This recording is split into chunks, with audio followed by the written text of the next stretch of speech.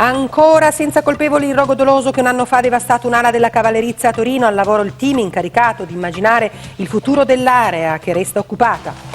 Un anno fa l'incendio doloso alla cavallerizza di Torino, le ex scuderie leali occupate da 18 mesi da un collettivo che organizza attività artistiche e culturali. Domani un'installazione ricorderà il rogo per cui non ci sono colpevoli. E anche sul futuro dell'area restano incognite. Paolo Maggioni.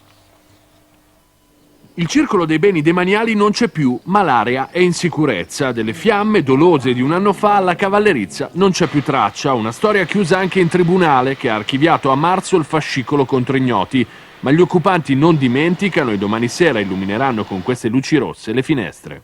Da quelle finestre uscirà di nuovo un fuoco, ma un fuoco diverso, un fuoco che rappresenta la nostra identità, che è un'identità di speranza e di resistenza contro le speculazioni, ma anche per salvare un pezzo del nostro patrimonio storico. Tra i disagi provocati dal rogo, anche la piccola diaspora degli anziani che frequentavano il circolo.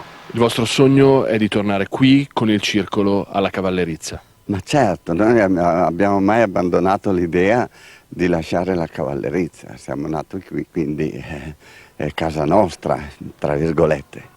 Occupata da un anno e mezzo, bene UNESCO, la cavallerizza vive ogni giorno di spettacoli, proiezioni e attività di studio e culturali. Ai piani superiori saranno pronte presto biblioteca, sala musica e di lettura, mentre alcune stanze ospitano residenze teatrali. Uno spazio pubblico vivace, insomma, ma il futuro resta un'incognita. Il gruppo di architetti incaricati dalle istituzioni per studiarne il futuro dovrebbe presentare a settimane un progetto che unisca residenze sociali ad una parte commerciale, una soluzione privata per un bene pubblico, secondo gli occupanti. Noi qua dentro vorremmo fare un polo culturale aperto alla cittadinanza e che nasca dal basso, dove finalmente la cultura non sia più un qualcosa che ci impongono e che è commerciale, ma che nasca dal basso e che sia in grado di coinvolgere la cittadinanza.